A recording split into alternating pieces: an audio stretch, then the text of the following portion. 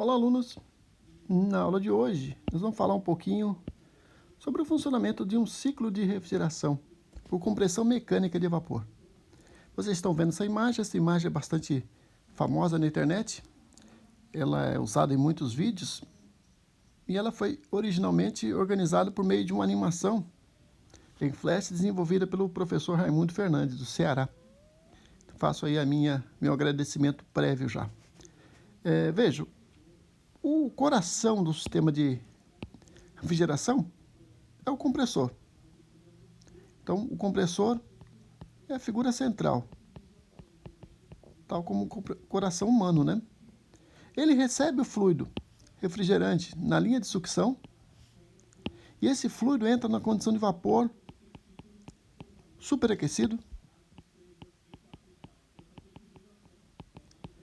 Ele vem a baixa pressão, aqui tem um manômetro aqui indicando a pressão de baixa, e ele é comprimido pelo compressor, esse caso é o compressor alternativo, e esse fluido então vai inicialmente aqui para um separador de óleo, então parte do óleo depois volta aí pela questão de pressão ali para o compressor, e é importante não levar todo o óleo para o óleo necessário, né, para o processo de compressão não ficar circulando na linha de refrigeração. Um pouquinho sempre vai, mas é importante que volte, que tenha um separador de óleo, exatamente para que o óleo não atrapalhe nas trocas de calor nos trocadores, né?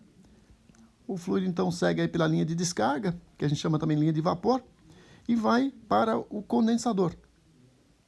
O condensador, o nome mesmo já diz, o fluido entra na condição de vapor superaquecido. E durante esse processo de passagem pelo condensador, o fluido libera energia, libera calor para o meio externo. Por isso, quando vocês passam aí perto de uma condensadora, de um split, vocês sabem que ali tem um ar quente sendo jogado, é a mesma coisa. Na condensação, o fluido passa de vapor superaquecido para líquido. E nesse caso, ele passa líquido, ele tem uma parte do trocador, vamos dizer assim, acaba a condensação. Então, para cá, o líquido ele sai no estado subresfriado. Vou mostrar para vocês o que é subresfriado depois. Esse líquido é depositado num tanque de líquido refrigerante, e segue para a linha de líquido, onde passa por um filtro secador, tem um produto dessecante, um filtro, para evitar qualquer impureza possa contaminar e prejudicar e se alojar na própria válvula de expansão. Vejo que depois do filtro secador, o fluido passa pela válvula solenoide. A válvula solenoide está interligada aí com o termostato do sistema de refrigeração. Então, ela é sempre acionada por meio de uma bobina, né, que tem aqui tem uma bobina aqui em cima, que fecha ou abre a passagem de fluido. E, na sequência, eu tenho também aí um visor de líquido. O visor de líquido é muito importante para perceber, primeiro, pela cor, você identifica se o fluido tem presença de alguma bolha na sua passagem, né, ou alguma contaminação. Visor de líquido, né? A bolha indica, então, aí se tem algum vaporzinho entrando. O fluido, então, chega na válvula de expansão termostática, que tem aqui um diafragma, e tem aqui, em cima, ó, ela tem essa conexão com um bulbo. Esse bulbo sente essa temperatura da saída do evaporador. E a partir dessa temperatura aqui, ela regula a passagem por meio de um orifício, ela vai regular. Ela pode subir ou descer e trancar ou não a passagem. Então, vamos supor que o superaquecimento esteja muito alto, significa que tem pouco fluido passando aí pelo evaporador. Então, a válvula vai abrir. Se o superaquecimento for muito baixo, e aí tem risco de entrada de líquido no compressor, que dá golpe de líquido, o que vai acontecer é que ele vai reduzir a passagem de fluido refrigerante e então o superaquecimento vai aumentar. Então é muito importante a válvula de expansão, a gente chama de VET, válvula de expansão termostática, porque a partir da própria temperatura de saída do evaporador, ele consegue fazer o controle da vazão de fluido. Então veja, passando pela pela válvula, eu tenho o fluido entrando no evaporador e mudando de fase. O evaporador, como diz, ele retira calor do meio onde ele está localizado e, ao fazer isso, muda de fase. Então, o fluido que estava no estado líquido mais vapor, na verdade é líquido mais vapor, então, ele está no estado saturado aqui. Por quê? Porque durante a passagem pela válvula, pelo efeito flash gas, o que acontece é uma parte do líquido se transforma em vapor, quando baixa a pressão. Vocês vão ver no próximo gráfico. Ao passar, então, pelo evaporador, o fluido vai passando de vapor, de líquido mais vapor, para vapor, só vapor. Chega um ponto, bom, perto aqui do final do evaporador, ó, vamos colocar assim, que 100%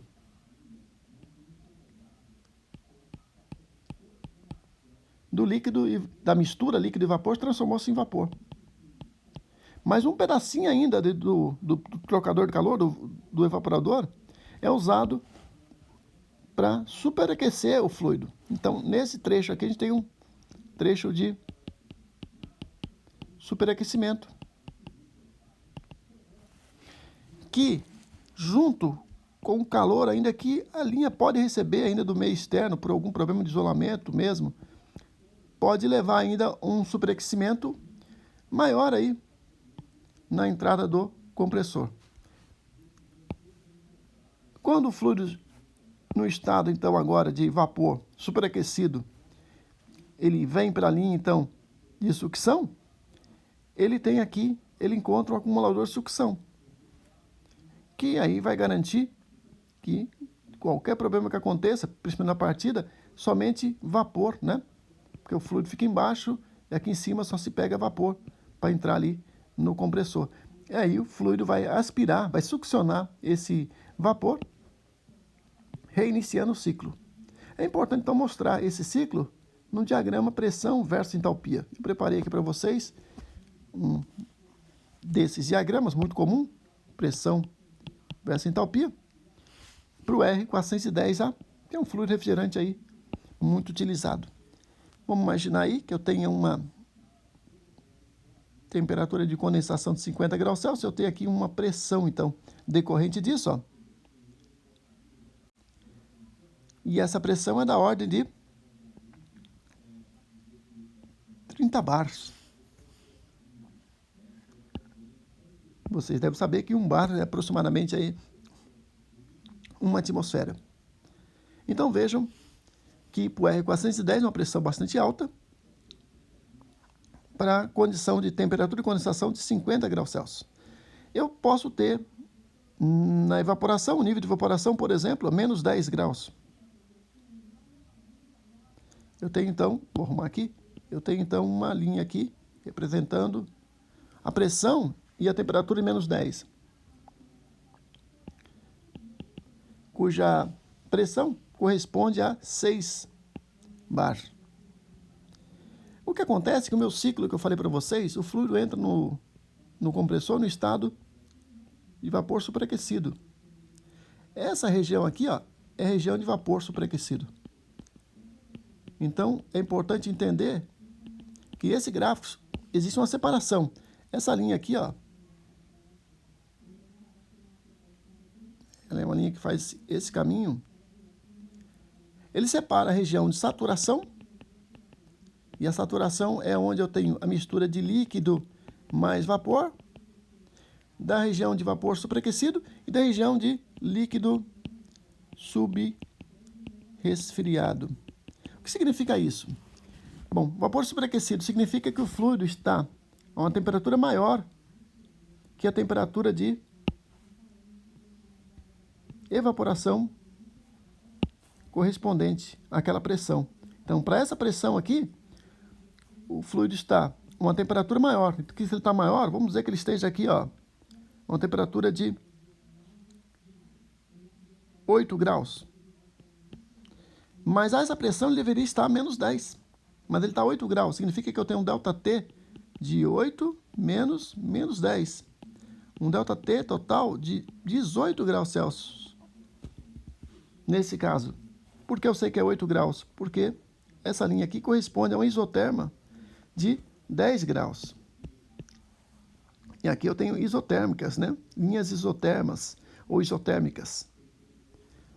Vejo, então, que com isso eu tenho um ponto que eu considero o ponto 1, que é o início do processo de compressão. O ponto 2 é a saída do compressor. Veja que a temperatura do ponto 2 é bem elevada. Vamos chegar e vocês vão ver. Ó. Aqui eu tenho 40 graus, 50, 60, 70, 80, quase 90 graus aqui, ó, no ponto 2. É a temperatura do fluido, a saída do compressor. Esse processo é compressão, e eu chamo de compressão isoentrópica. O fluido, então, ingressa no condensador. Inicialmente, ele tem que perder temperatura para chegar na temperatura de saturação. Então, o primeiro processo de troca térmica no condensador é redução de temperatura. Agora, o fluido que estava na pressão, está na pressão de condensação, mas na temperatura muito alta, ele chega de 90 graus praticamente a 50. E aí ele começa a condensar. E condensar é isso. Condensar é o processo de transformação de vapor para líquido. Ao final do condensador, ele ainda perde um pouco mais de calor, até o ponto de estar na condição de líquido subresfriado. Então, a partezinha ali do condensador é usada para subresfriar o fluido. Então, ele entra no dispositivo de expansão. Vamos arrumar aqui para ficar bonitinho. Uma linha aqui não ficou bom. Pronto. E agora o fluido ingressa no dispositivo de expansão. Esse processo é a expansão. A gente chama de expansão isoentálpica, né? Porque considera-se que a entalpia é praticamente constante nesse processo. Então aqui eu tenho o ponto 3, aqui em cima, e aqui o ponto 4. Agora o fluido no ponto 4 vai entrar no evaporador e vai passar de líquido mais vapor, que eu falei para vocês, aqui dentro tem líquido mais vapor. E vai para atingir o estado de vapor superaquecido, porque ele sai realmente do evaporador no ponto 1. Bom, é isso. Espero que vocês tenham entendido e até a próxima aula.